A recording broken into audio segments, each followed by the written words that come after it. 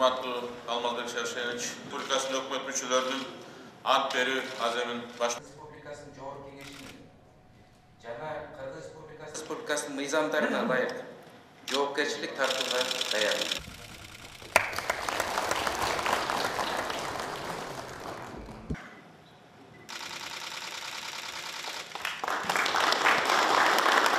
Ыйык сактоого өз милдеттеримди Мен Зилалиев Дүйшөнбек Бекшербекович Жогорку Кеңешинин Кыргыз Республикасынын президентинин алдында жана Кыргыз сактоого өз милдеттеримди акмиет жана берилип аткарууга жана Кыргыз Республикасынын мыйзамдарына ылайык жоопкерчилик тартууга Республикасынын Жогорку Кеңешинин жана Кыргыз Республикасынын президентинин алдында берилип аткарууга жана Кыргызстандын элине кызмат кылууга ант берем. Анын мыйзамдарын ыйык сактоого өз милдеттеримди ак ниет берген антымды бузган учурда Кыргыз Республикасынын мыйзамдарына ылайык